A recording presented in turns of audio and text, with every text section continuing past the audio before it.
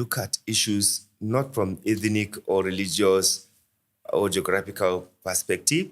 We purely look at it from the national perspective. What has changed? The usual check and balances that you have in a political party setting was dismantled. Some of the insights you had into how democracy should be born and be brought up in the Fourth Republic is not exactly the same now. It's a total commercialization and privatization of governance. That was the beginning of the chaos. There were a lot of ideas on how to run the country right that was never adopted. All those processes were not followed. It was just a scam. We advocated for the enactment of public procurement law in Nigeria, which we have today, even though disrespected, disregarded by the government. Before, as chief executive, you just award contract to your girlfriend, to your boyfriend, to your family members, to your friend without any process. When there's a political corruption, there's nothing you can do. People that you think you will punish or you will arrest for corrupt practices, they are the one who are taking over. And then the worst matter is that after anti-corruption agencies have done wonderful work, spent a lot of billions of taxpayers' money to prosecute and got successful prosecution, successful verdict to jail those people, he gave them pardon. Tinubu has even done the worst. People alleged to be, not even alleged, people who were jailed for terrorism, for corruption, for murder, for drugs, you now gave them pardon. Do not consult nobody. You just wake up because you are the president that has that power. And that is one of the disasters we have in this country. Our inability to distinguish between criminality and politics. So if you are in ruling party, nobody will call you are financing terrorism. You're protected. You are protected. Even Ghana, one day, they will not let you enter there. I'm telling you. This podcast is brought to you by the Volume Pod in association with the Cable NG, Albarka Radio, 97.5 FM, and Diazu Development.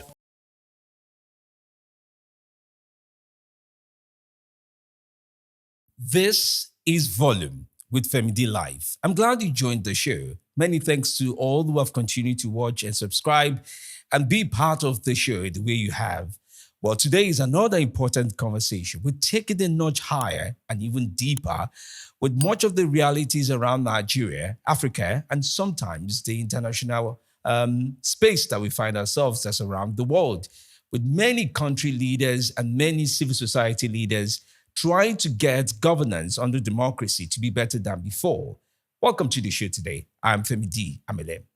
My guest today is Auwal Musa Rafsanjani. He is the Executive Director of Civil Society Legislative Advocacy, simply known as CISLAC. That's Civil Society Legislative Advocacy Center, CISLAC.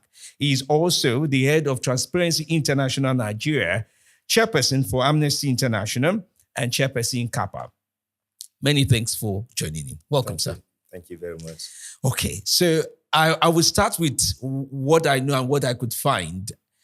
I was following through with much of your work and your experience in advocacy and civil society space, and there was a notable part of that background to who you are that was following through, that you started out in 1989, pretty much building what would be that.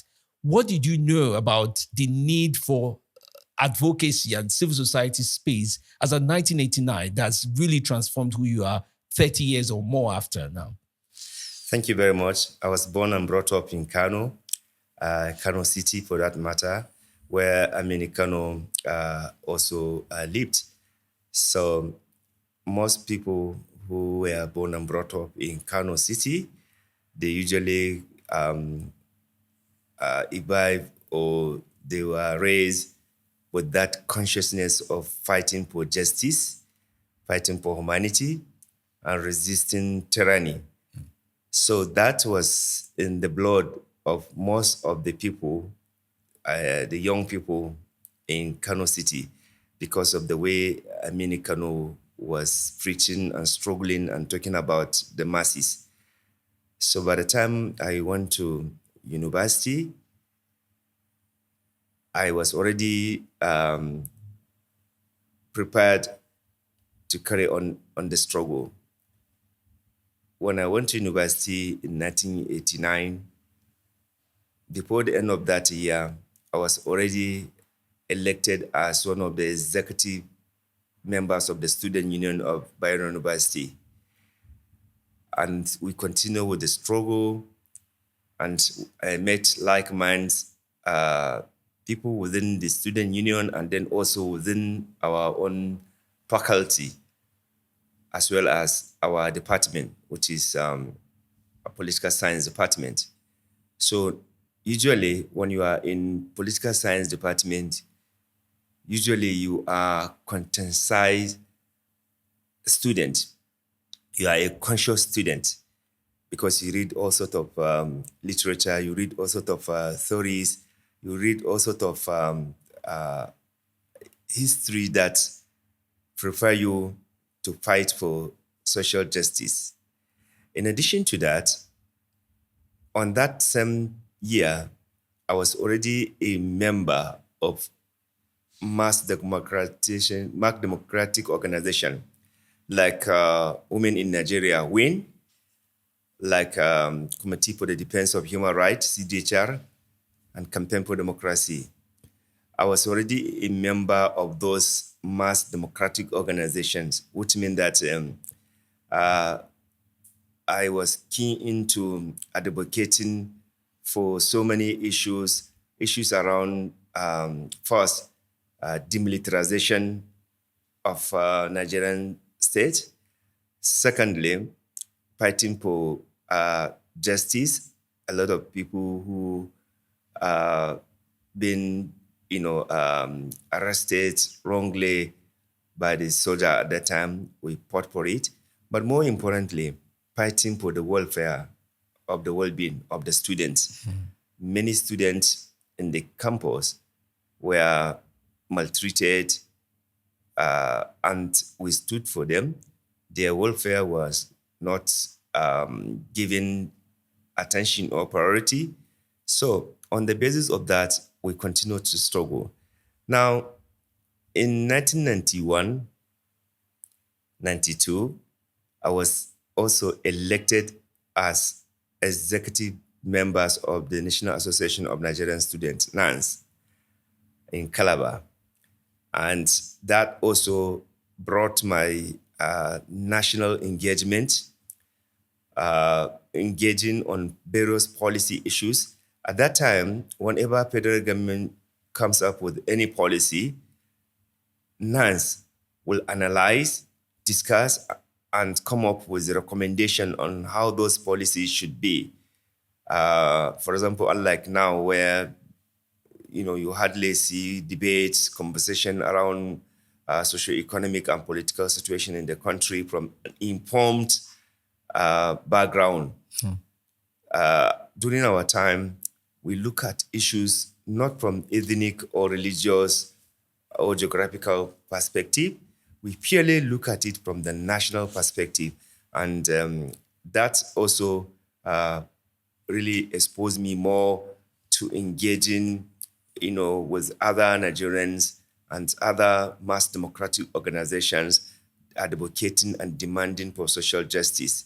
By the time I graduated from the university, I was posted to Abuja to serve. Before you do talk about, after university, there was one incident that I actually want you to elaborate on. An incident where in the UK, there was almost a lynching of you.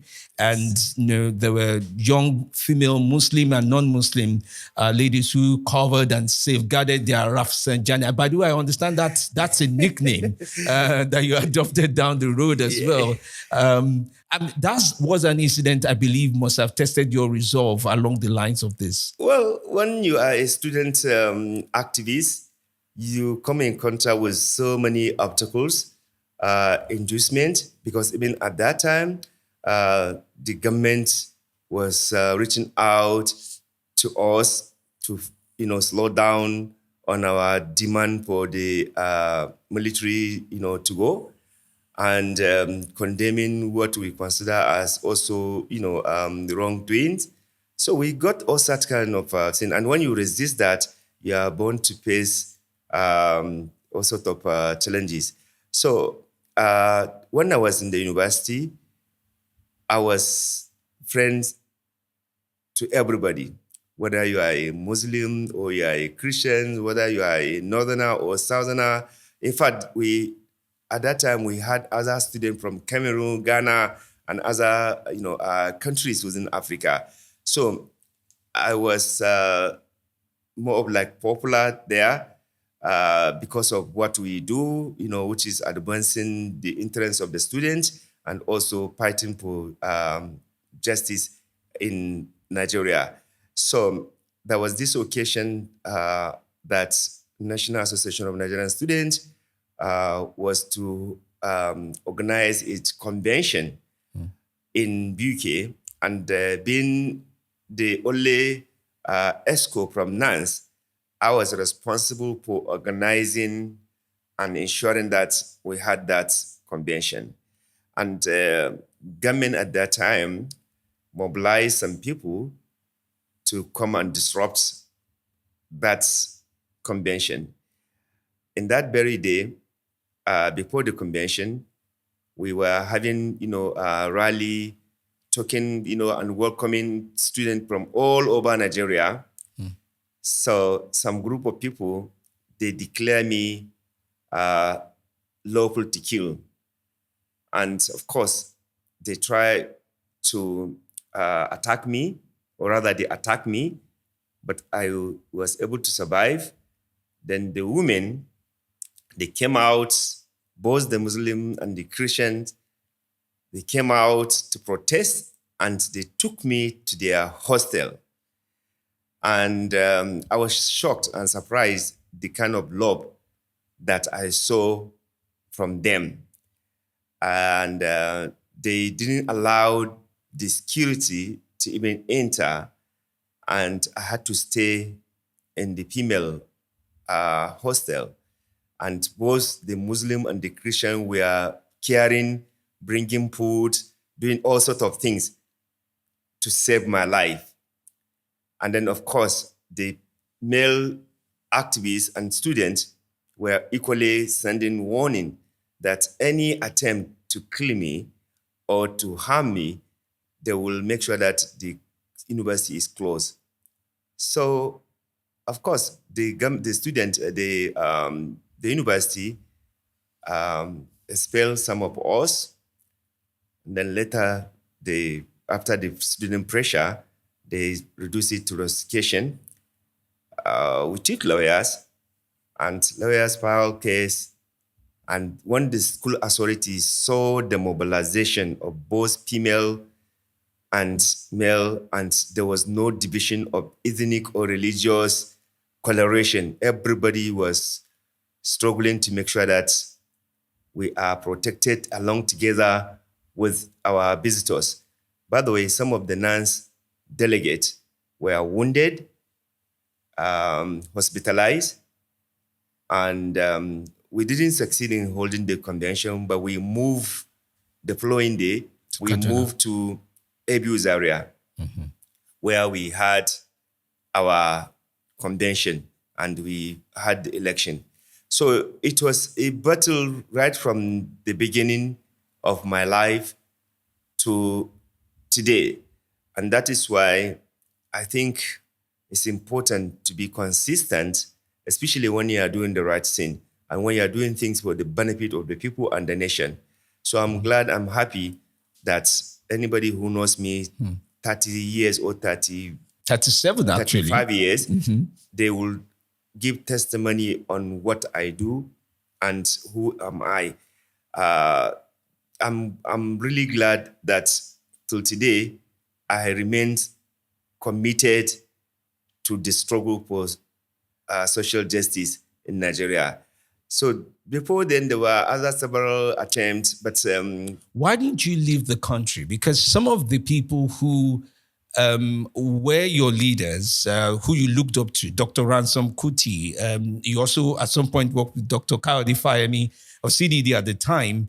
And many of these people were pushing for democracy. Let's do this, let's do this. And for those who do not know, this is a time where you had IBB, at the time you had Abacha. These were people who were leading government. And a lot of people actually left the country at that time. What made you stay? So I decided to stay because I saw some of my mentees, some of my leaders, they were, in Nigeria, and they also boost our morals to remain committed to the struggle. So we had other senior comrades that they never left the country. They were here, and in Abuja, I would say that we are the first set of activists that challenged the power during Abacha. Because in 1995, it was Abacha that was in charge, and we took the risk of fighting the junta at that time, and we didn't run away. We stay here, and many of the comrades, like for example, Emma Ezeazu, Chambagu, Abbas Hassan, Tamadambara, Wazed Ya'u, they were all around, they were all here. In fact, they are the one who have been guiding us, because when I left university, I did my service. During my service, we were all working with them, including Bio of AIT. Bio of AIT was also a WIN member in Abuja, and we were all working together collectively to ensure that we fight the regime of Abacha, which we consider to be undemocratic, authoritarian, dictatorial, to ensure that we continue to clamor for democracy in Nigeria. So not every comrade wanted to leave. So many of us, we choose to stay here to do the fight. Because if all of us say we want to leave the country, then you will not have internal, activists that will continue to do the work. And that is why you see people like Olisa Abakoba, Chima Obani, Odian Akane, Wazedeau, Salu Lukman, like I mentioned, Chambagu, they were all on the ground, helping to ensure that we carry on with the struggle. With United Action for Democracy, UAD, which Olisa Abakoba led, we were able to challenge those, hired guys that were doing 1 million march or whatever they call them. We were able to challenge that, and we were, regularly addressing press conferences just to ensure that we continue to demand for the demilitarization of our country. Yeah, and it pushes me into going to the next decade, which is about 2000 to 2010, which was pretty much the foundation of the Fourth Republic in Nigeria, as President Obasanjo did lead the country at the time. One of the components I think that was very clear at the time was a lot of people were unsure what democracy in the Fourth Republic would look like. And considering the fact that Baba Obasanjo had a military background, he was a general before, he led the country as a president, he had the tendency to want to build with a measured first, what would be in play. And some say that the democracy we actually saw at the foundation is not exactly what we see now 26 years after, that's in the year 2026, that some of the insights you had into how democracy should be born and be brought up in the Fourth Republic is not exactly the same now. What has changed? Well, a lot have changed. Principal polities collapsed. Political party membership and ownership and participation also collapsed. Integrity in the polities generally and governance also collapsed. There's a total commercialization and privatization of governance, which you did not see at the beginning of the democracy in 1999. You did not also see competition now, because virtually all the political parties have been, hijacked through the instrumentality of legal tussle, sponsored allegedly by the ruling party. And then at that time, you also see those people with impeccable character, people who really you could say that they have made sufficient contribution in this country. They served at the first tenure of Obasanjo regime. And as a president, when he debated, they called him to order. They were of age mates. They had more experience, some of them, than himself, even though he was a president. And he respected them. So there was maturity of governance. And this looting and stealing was not the priority of the regime at that time. Of course, when some of them, they saw deviation, some of them, they resigned, and some of them were asked to go, or rather they changed the government. And some young people came, hijacked practically the government, and Obasanjo also came with his true nature of a military person. First, he declared that the president is the father and the mother of the party, even though you have a party chairman. At the state level, governors were empowered to be the father and the mothers of the party. Likewise, too, at local government level. So that was the beginning of the destruction of the party politics, because it now means that it is the governor who will now call the show. And nobody can say a word if a governor decide this is the direction, or if the president say this is the direction. The usual check and balances that you have in a political party setting was dismantled. That was the beginning of the chaos.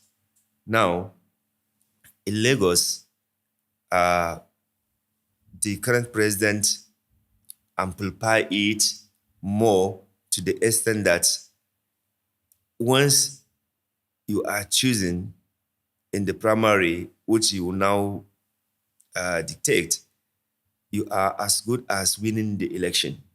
So in places like Lagos, once you emerge as party bearer, you are automatically almost unchallenged because of the influence of the governor, even though he did not share the same political party with the president. But the president gave room for that to happen. And of course, Tinubu was so smart that, he became a super imposer of such kind of arrangement. That's why till today, in Lagos, it is what, sadly, what he called to be, that will be. So the party politics degenerated, and it is purely fueled by dirty money, illicit money, and you invest, you win, or you declare, and then you continue to siphon government money.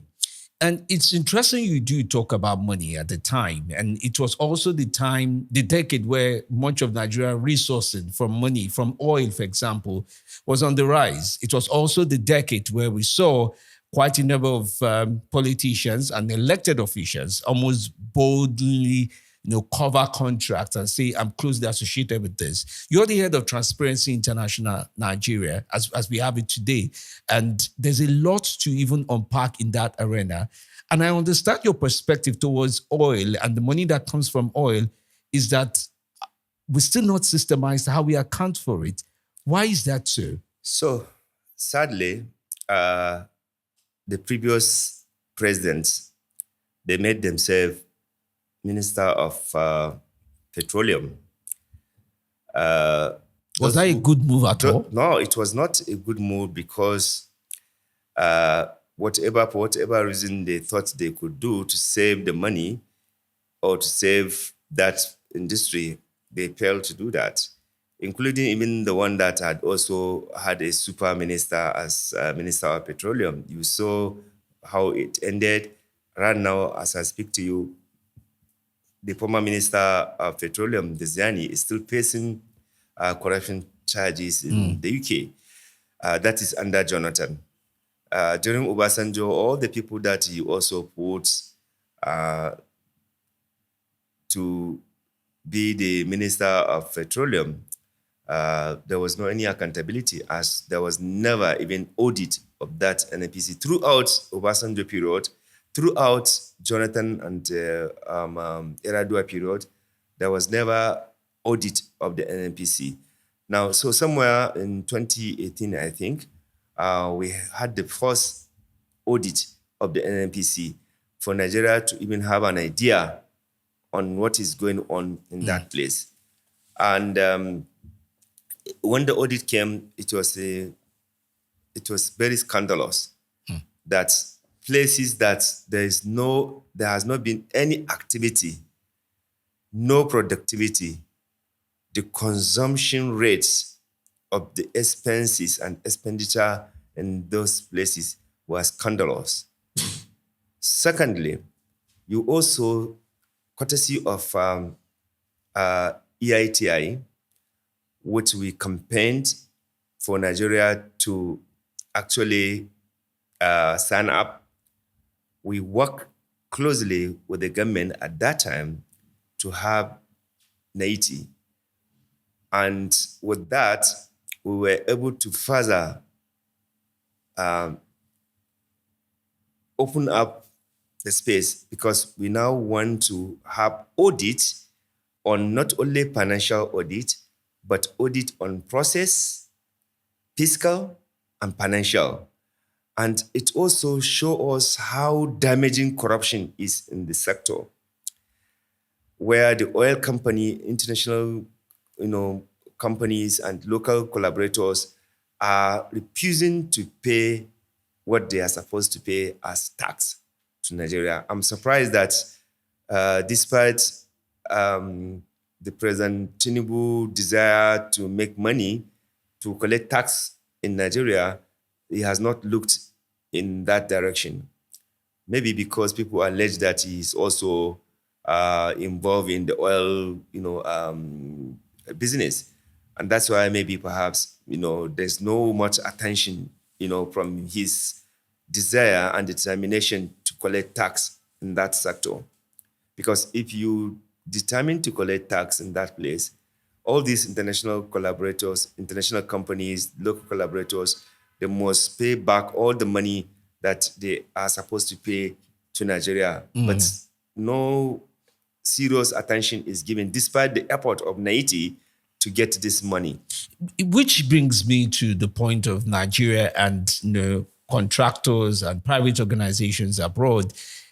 Our contract systems, right? For example, the P&ID contract details, it's mysterious that it was read to be unread.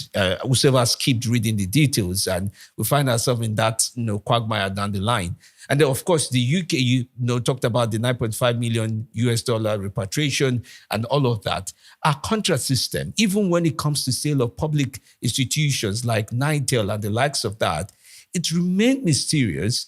But there was also the year in 2014 when you were a member of Confab, and there were a lot of ideas on how to run the country right that was never adopted. So, as you may know, we play important role in helping Nigeria to get out of this calculated attempt to defraud the country in the name of contract penalty. Transparency International, Nigeria, and of course TI generally, we were able to expose that dubious attempt to collect money for doing nothing. They set up fake and dubious company with a view to come and collect money, and they were doing that with other sectors as well. Despite the fact that we have a public procurement law that clearly sets out how contracts should be given. All those processes were not followed. It was just a scam. And in many contracts you see in this country, that is the kind of system you have in Nigeria. So we were able to push and advocated and expose some Nigerian officials who were collaborators of this corruption. Thank God the huge money that Nigeria was charged to pay as penalty, we scuttle it.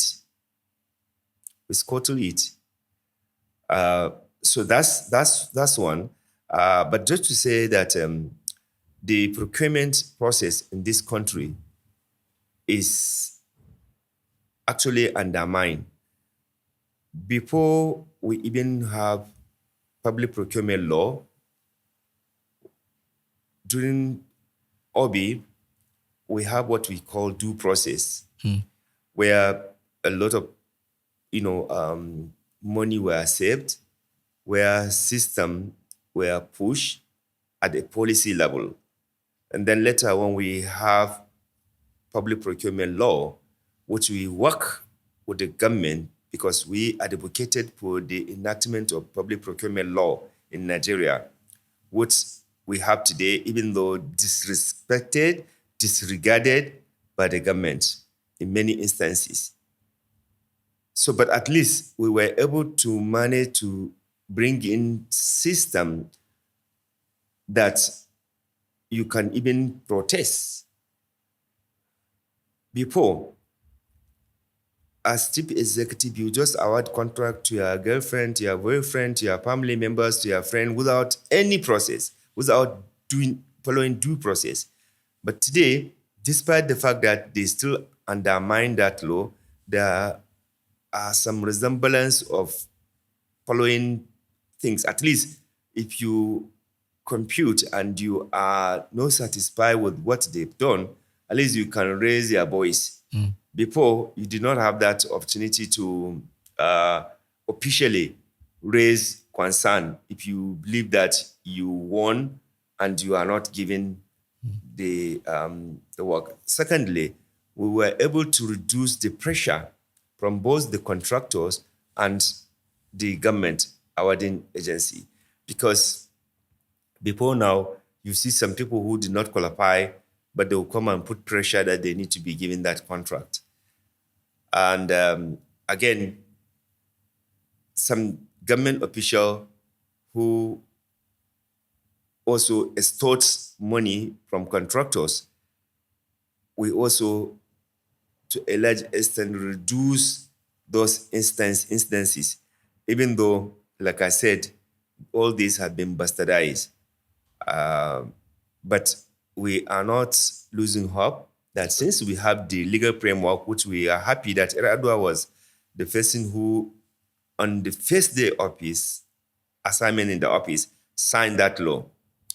So we are not losing hope that we will still ensure and strengthen the public procurement law to be a guiding principle in terms of our contract process and procedure in this country. And I still want to push you a little bit more on, some of the ideas around catching up with corruption. It looks like people understand that, well, public prosecution is the best that can happen. Public prosecution meaning people will talk and talk and talk about being associated with a level of corruption if your hand is found in the cookie jar. And at best, nothing really punishable. The turnaround when it comes to punishing corruption in Nigeria is really low. Our ranking when it comes to Transparency International Index around corruption is also really low. And it tells such a story that it's either we're not progressing to be more transparent or we're just stagnating with the same way in which we've approached things, with more events, more cases, more people getting more bold and emboldened about what they can or cannot do in Nigeria. So when there's a collapse of institutions, when institutions are embedded by corruption and corrupt individuals, there's little or no you can do to minimize or to stop that corruption. Why so? First, you have political corruption. When there's a political corruption, there's nothing you can do. People that you think you will punish or you will arrest for corrupt practices, they are the one who are taking over, either at the political party or at the legislature or at the executive level or even at the judicial level. So how do you stand? Fighting corruption is political. If there's no political will and the institutions are crippled and the citizen voices are crippled, the media is not able to do investigative journalism to expose that, then you will have little or no success in fighting corruption, because fighting corruption requires people's driven effort, okay? And also ensuring that institutions are doing their work without control, manipulation, and interference from the people, the same people that you think they will deal with. So there's contradiction. As long as political corruption goes on, use of dirty money to capture power, you will not be able to successfully have anti-corruption. The Buhari administration failed woefully because he assumed that the system will automatically work, but forgotten that you need revitalization and strengthening of the institutions. You need to make sure that corrupt persons are not appointed in government so that they will not be interfering, they will not be manipulating the But system. he appears to have appointed some corrupt people during his tenure. That's late President Muhammadu Buhari. He appointed some corrupt people who turned out to be corrupt. That's what I'm saying. You know, so because he was not able to take the advice that we have been putting. If you recall, if you follow us very well, we've been advising and suggesting on how to strengthen fight against corruption, because his idea of corruption was completely obsolete, and he did not understand the modern, corruption in Nigeria. So he talks about it, but there's no system and mechanism to prevent it from happening, because you are surrounded by allegedly those, corrupt people in your government. So there's nothing you can do, because if you do not carry that reforms we've been talking about in the judiciary, you are not going to get any corrupt person prosecuted. And then the worst matter is that after anti-corruption agencies have done wonderful work, spent a lot of billions of taxpayers' money to prosecute and got successful prosecution, successful verdict to jail those people, he gave them pardon. So you could see that fighting corruption is not... Should he have given them pardon? Because some of the traces of what you're talking about now, President Buhari gave pardon. President Tinubu is also giving pardons. In fact... even Jonathan also gave pardon. Yes. But there was a lot of noise, or should I say attention, to who President Buhari gave pardon, who President Tinubu wants to give pardon. I don't know if that's still true. There's also the issue of who he wants to give awards. Sometimes it's alleged that his business partner, for example, Chagori, right? Someone people believe is exposed to him on the business side. They possibly have companies together. Their sons run companies together and all of that. Given a title that is national in nature at a very high level as General Grand Commander, given to somebody who's a foreigner in Nigeria simultaneously. And, President Tinubu seems also to have possibly corrupt people in his administration. So do you think that office in itself, the office of the president, sometimes shies away from being transparent and being, just corrupt-free if the leader of such a role can? You see, first and foremost, when you don't have a political party that is formed on the basis of ideology, when you don't also have people with sound character, when you don't also have people who values the value system and also place nationalism or patriotism, anything can happen. Anything can happen. So you have a situation whereby people are running governments with no people's driven agenda, with no national patriotic agenda. So anything can happen. And that's why you can see what has happened. How on earth that a government say that they are fighting corruption, or they were fighting corruption, that's under Buhari administration. Then people who have been jailed by courts after several years of legal sin, and then suddenly you release them, you pardon them, not even release them, you pardon them. What message will you send to the world? Now, the same thing also with Jonathan. Even though Jonathan did not say he wants to fight corruption. Now, Tinubu has even done the worst. People alleged to be, not even alleged, people who were jailed for terrorism, for corruption, for murder, for drugs, you now give them pardon. How do you think the whole world will respect us? How do you think anybody will take us serious? So why do we need, in the first place, to waste public taxpayers' money to do this? You do not consult nobody. You just wake up because you are the president that has that power, and then you do this.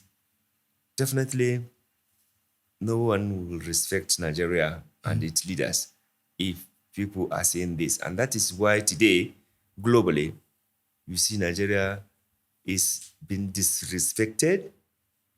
If you have any Nigerian passport to travel, just travel even to the neighboring country, you see how you will be treated. Because from your leadership to the citizens, people are casting aspersion on your integrity. That is why it is very important to make sure that we collectively work towards celebrating this country. Because, for example, those Nigerians that have migrated to to US, you see what ISIS are doing to them. Even though you have neutralized, you have American passport, but they are busy brutalizing everybody, dealing with everybody, meaning that this is not your country. Go back to your country. So if you now migrated and start castigating and abusing Nigeria, where you went, they are now chasing you out. Is it not better you stay at home, ensure that right things are done in your country so that we can all live happily, so that we can all, live peacefully, with justice and fairness for everyone? Running away is not a solution. As you can see now, Trump has succeeded in helping to show that running away to America or to Europe or to any places is not helpful. It is not going to be helpful to you, because you see some Nigerians with the American passport put in jail in the US. You see them been arrested. You see some other African, people with even American passport being brutalized. I was watching a lady yesterday, on Fox News. She was crying how she was beaten and they wounded her, they arrested her. Despite the fact that she is an American citizen. So what I'm saying is that I'm not saying that people should not travel or should not migrate, because I travel a lot. In fact, in the last 32 years, I travel almost every month. I am out of this country. I go to America in a year, sometimes like 8 times. So I travel, but I travel for work, okay? Some Nigerians, they will sell their properties here, borrow money, travel to Europe, America, and they have no idea on how that environment is. And many of them with their degrees are just, doing all sorts of things for Menial survival. jobs.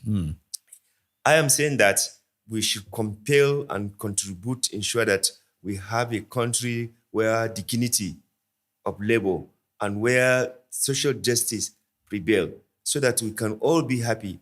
We don't see these foreigners coming, to Nigeria just to come and be doing the work we are doing. Many Nigerians are more educated than some of those nationals. But Nigerians with their PhD, they are doing Uber. Nigerians with their PhD, they are just cleaning, in the name of nursing. Some of them, they find themselves doing all sorts of things, watching, or cleaning old people. So all I'm saying is that Nigerians, we can actually insist and fight to make sure that we better Our country. That for me is the best option, rather than just migrating, or rather than just traveling with no purpose. If you have any reason to travel, fine and good, but not when you have no idea on what you want to even do there. You now go and be begging for food. Sadly, sir. Nigerians, a lot of Nigerians, I tell you, are not able to feed themselves in that place because they don't have any tangible job. There are quite a number of Nigerians that are doing very well, fantastic, work in the universities, in the health sector, in the IT, but substantial number of Nigerians who force themselves to travel, they are not really doing anything. Some, they borrow money. I know some people, they borrowed money. I do too. I do too. If you go there, I am assuring you that you will pity them. It's a sad tale in its right. Sir, let me move to another very sensitive subject. You mentioned, as we were speaking on, terrorism, but the way I see issue of security in Nigeria is twofold, and I don't know if you'll be able to squeeze in your response to this. So we have security fund in Nigeria. The accounting system, if at all there is any, is very opaque. Nobody knows from ever to ever the amount given, what it was used for, when it was used, for example, to the Nigerian Army, of course, which has its own components and a lot of agencies and, of course, other paramilitary organizations in one side. Then there's also the other part. People who are funding terrorism in Nigeria, whether from within or outside Nigeria, there's been lists that have been offered up. There was a list that somebody said, it's from Dubai. We found a few people. These are people affiliated to terrorism. This government official or past government official is affiliated to terrorism. There's been no action in any of those arenas, finding out how much we're spending on security funds and how it has gone, and also trailing out how terrorism funding has gone on in Nigeria. So, as you know, whatever a politician does in this country, whether killing, whether terrorism, whether looting, whether abuse of human rights, they say it is politics.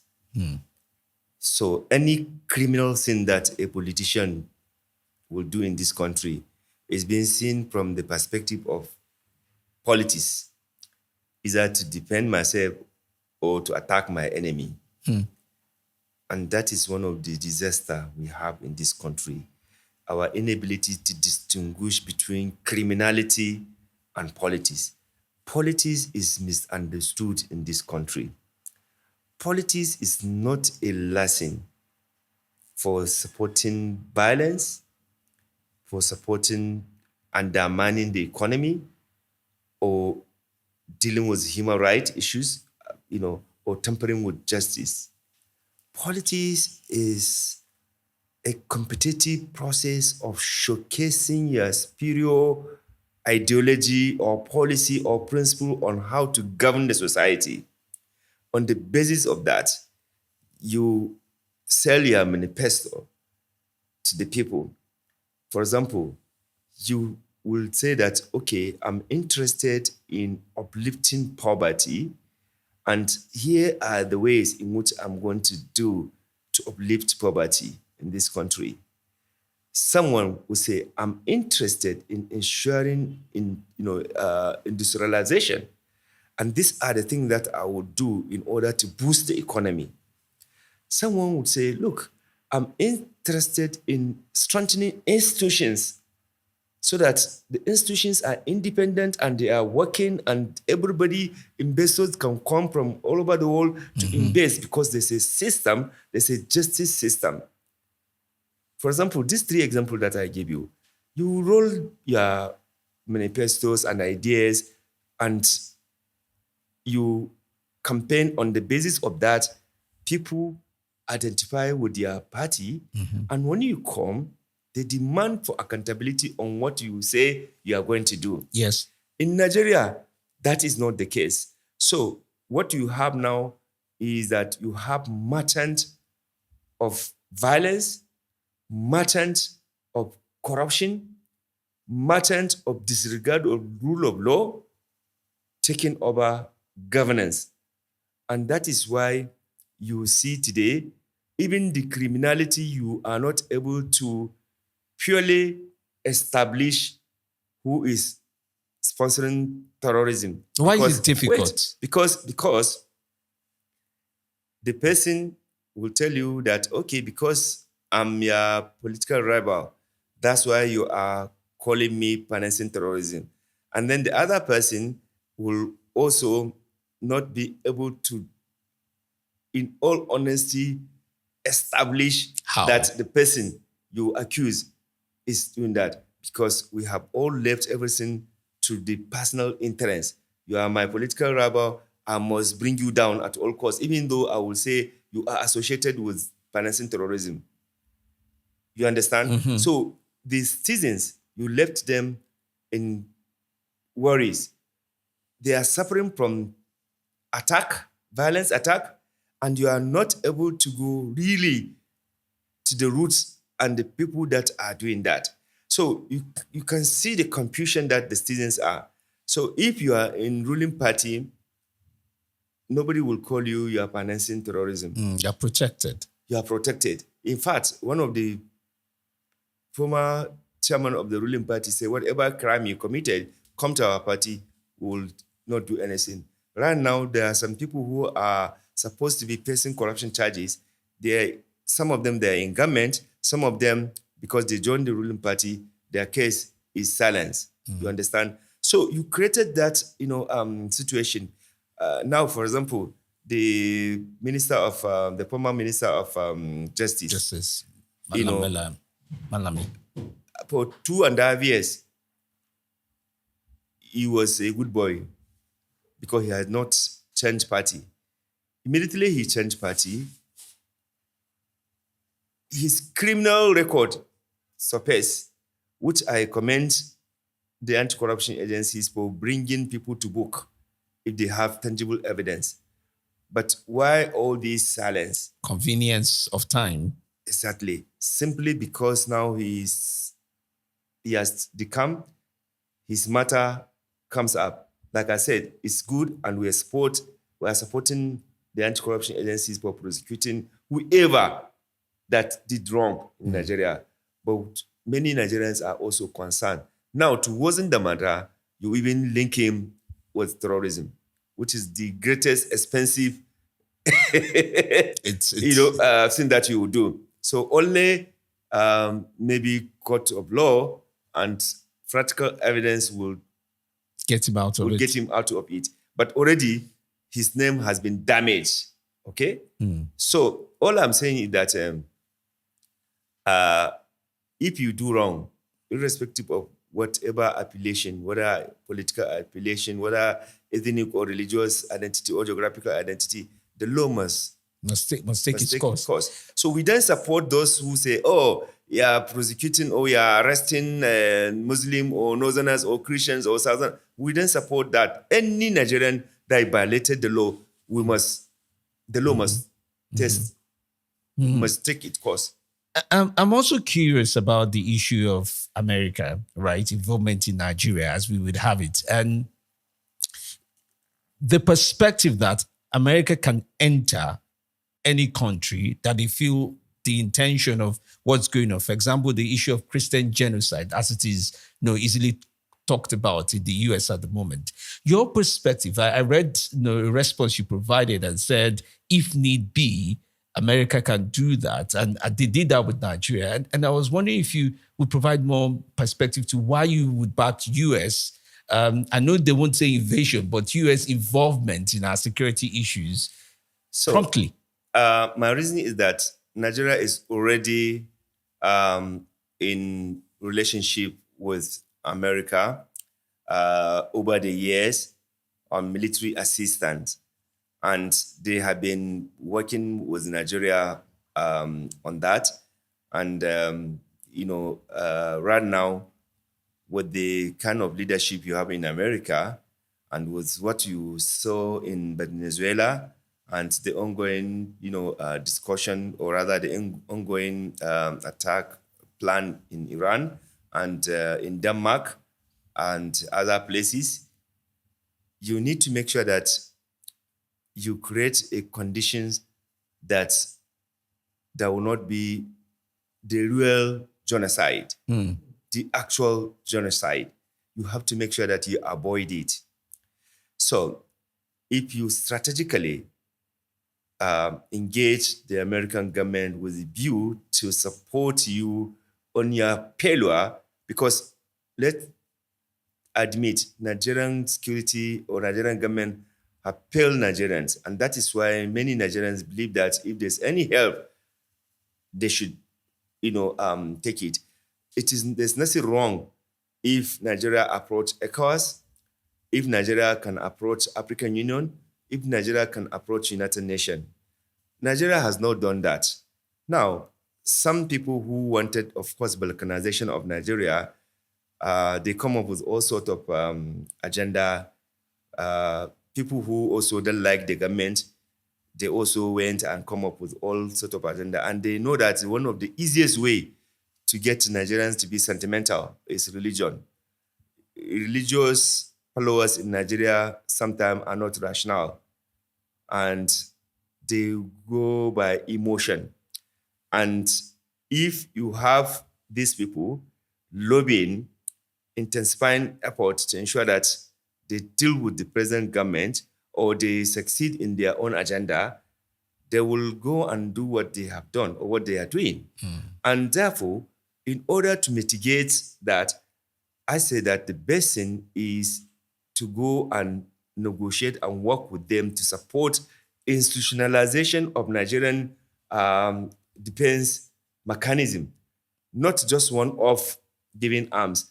Looking at Nigeria has some, arms and ammunition factory. Yes. They should strengthen that one so that Nigeria can be manufacturing those things. They can also support Nigerian soldiers with the modern, skills and knowledge to improve their capability. They can also help do technology transfer. These are the support that I'm canvassing.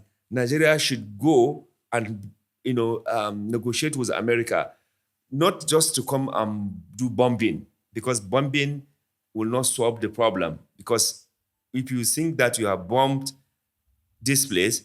As we all know, terrorists are not in one position. They are not in one place. They move around in the region in West Africa. So you may be coming to, kill innocent people and do the real genocide. So that is why I think it is important to take advantage of the relationship that Nigeria had with America. America has reservation on the present leadership. They need to do everything possible to resolve that in the interest of both countries. Nigerians can no longer go and do any legitimate business in America now with the ban of visa. That is also going to be affecting Nigerians who have business or who are doing legitimate businesses with the American government. Nigerians who want to go and further their education in America, with this, they can no longer go and improve their skill in the area of science, technology, and computer. Okay? Nigerians who want to just, have the right to visit, like we know, they can no longer visit. Nigerians who want to do lawful and legitimate migration, which is allowed, they can no longer do that. That is the reason why it is important Nigeria put its house in order. Part of putting its house in order is to ensure proper and accurate data in this country.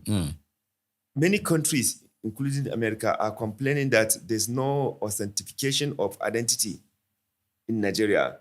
So you can be a terrorist and then you move to their country and plot another thing because there's no way to track what you've done or where you're coming from. Exactly.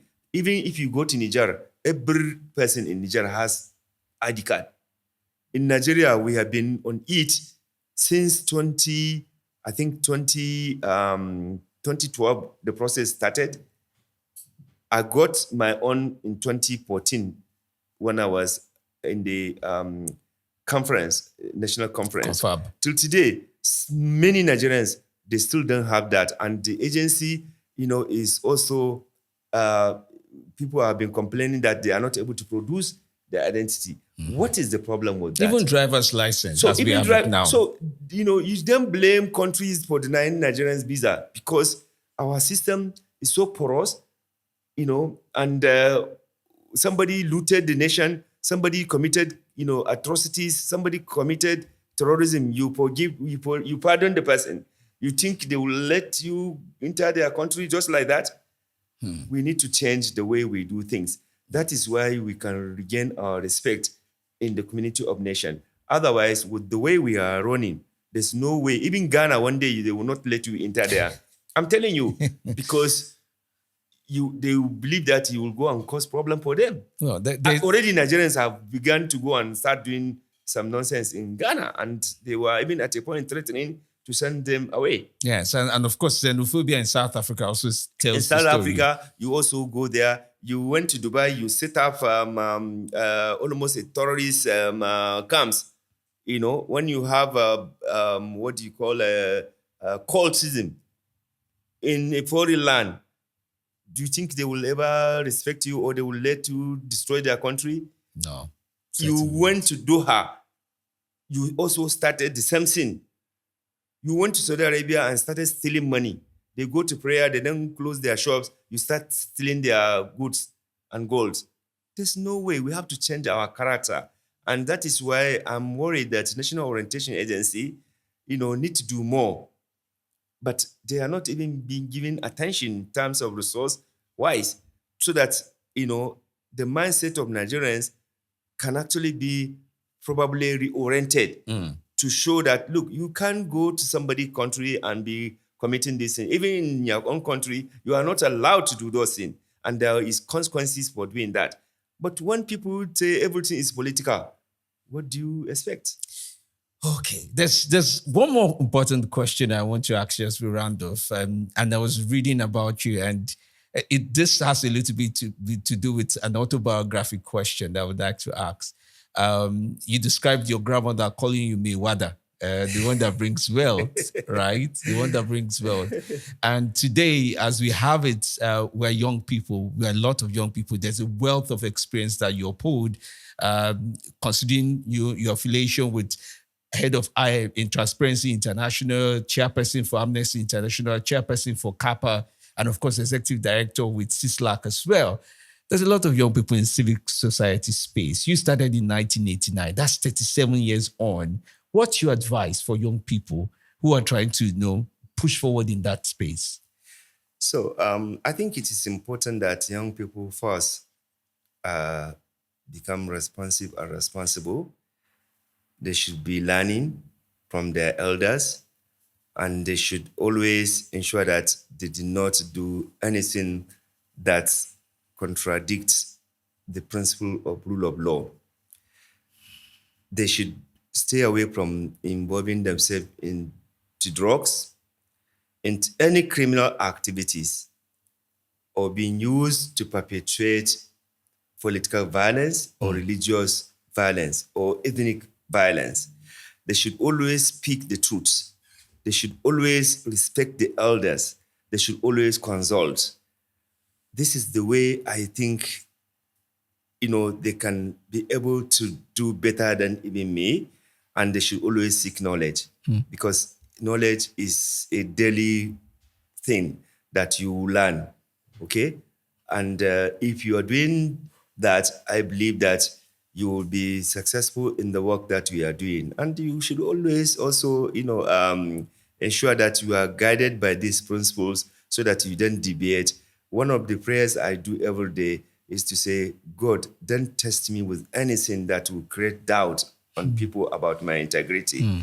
Because I have made this sacrifice so that the younger ones can do it and they can even do it better than me. But if there's any incident that you debated, people will say, oh, don't mind them because they have not been given chance. I had the opportunity to work in government. I did not do that. I have never taken any contract from government. Nobody in government has ever dashed me money just like that. I have never gone to beg anything. Even our secretariat that we are working, to have a permanent site, we apply for land in with the FCDA since 2012, since 2011 really. We've done several follow-ups. We've never gotten land because we do not pay bribe. So we still remain committed and resilient to the principle that we are working on. It is not easy, but I believe that there are many ways in which God that is also compensating you. For example, many a times I'll be traveling, whether within Nigeria or outside Nigeria, people will come and say, please, are you Rafsanjani? Please continue with what you are doing. We are praying for you. That alone gives me the joy and happiness that people are appreciating the little that you are making to strengthen system and to ensure more transparent and accountable and just society in Nigeria. For me, it's more than, having money or any material thing, okay?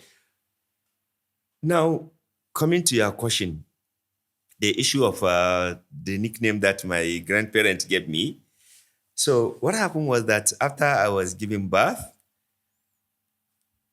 my mother, my family, they keep on getting gifts that no one at that time have had a birth and get those kind of gifts.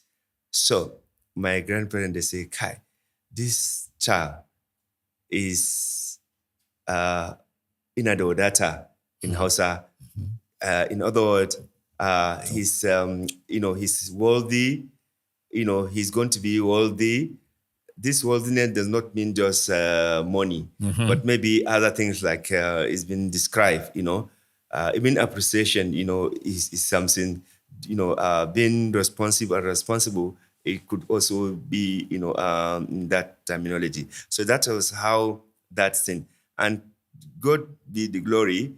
I have seen that till tomorrow is following me because I have people across the world from different parts of the world, from Europe, America, Africa, Nigeria. Everyone is my person. unless you are a crook or criminal. If you are a criminal, I have no business with you. But if you are not, my hand is everywhere in Nigeria. No state in this country that I don't have friends. Okay? If I go to Germany, if I go to Europe, if I go to everywhere in Asia too, in America, I have a lot of friends and associates because also I belong to different set of organizations. I am a member of Rotary Club. I am a member of various international organizations. Of course, being the board of trustees chair of Amnesty International also exposed me more to the global. Being the head of Transparency International also exposed me globally, even in CISLAC, and so many other affiliations that I have. So you could see that I will have network across the world with different grouping. So for me, that is also a joy and a capital, and that Wadata is being seen even from that perspective. I have to say a big thank you to you today. Earlier, I mentioned that I introduced you as Auwal Musa Rafsanjani, but we would close by saying comrade, which is the part I left out intentionally to the end. You say a big thank you to comrade Auwal Musa Rafsanjani for your time. Thank you so much for taking your time to talk to us today. It's been a strong experience, you would say. This is not just learning, it's an experience in its right on issues or many dynamics. As you watch through over and over again, you would also learn about keeping track and building up yourself for a difference. But let's know what you think in the comment section and your ideas around some of the things and subjects he has touched on. It would be a delight to read from you. Thank you so much for watching. I am Femi D. Amele.